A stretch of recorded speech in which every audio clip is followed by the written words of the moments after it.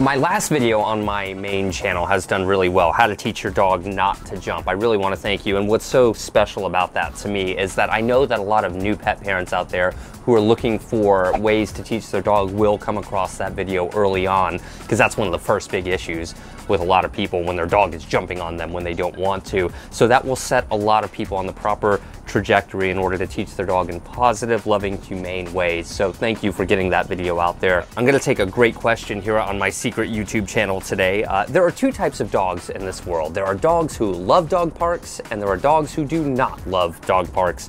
I'm gonna take a question from Amy. Dear Zach, I have a 2-year-old female golden retriever.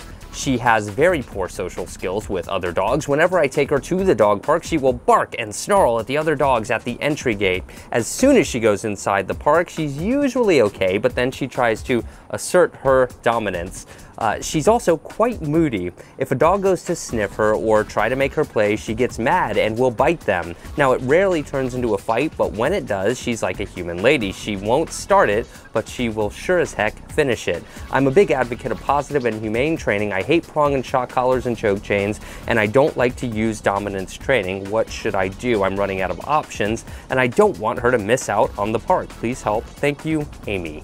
Amy, this is a really, really common issue. It's a lot more common than I think a lot of people think.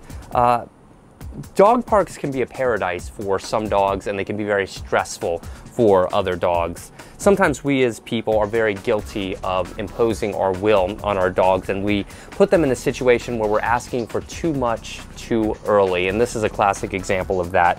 That's the mistake that you're making based on what I've read here. And I'm going to elaborate and see if I can offer you some helpful advice. In other words, throwing a dog into a setting where they're clearly giving you a warning saying, look, I'm really not comfortable with this, and then making them do it is not usually the best way forward.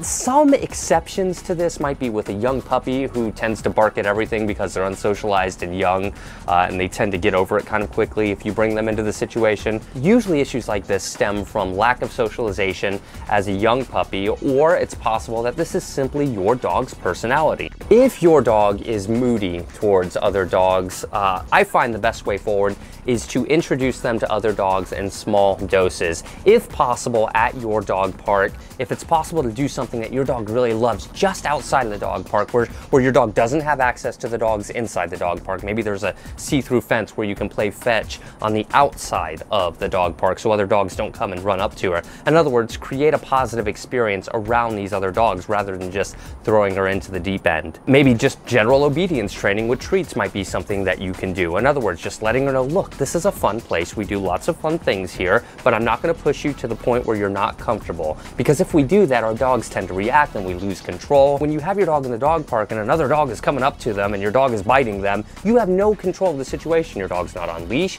You're in an uncontrolled environment. There is no way to train a dog if you can't control the environment. It's also important that you understand that an issue like this takes a lot of time to work out typically. Any trainer out there who tells you they can resolve an issue like this quickly can only do so with massive side effects that are usually worse than the original problem to begin with. In other words, our dogs become very intimidated and fearful of us, and that's not the way forward to have a well-trained dog. I think most of us would agree with that. I don't think your dog has to go to the dog park. There are a lot of ways that our dogs can have fun. For example, when I was a kid, I really did not like amusement parks and roller coasters, and all my friends did.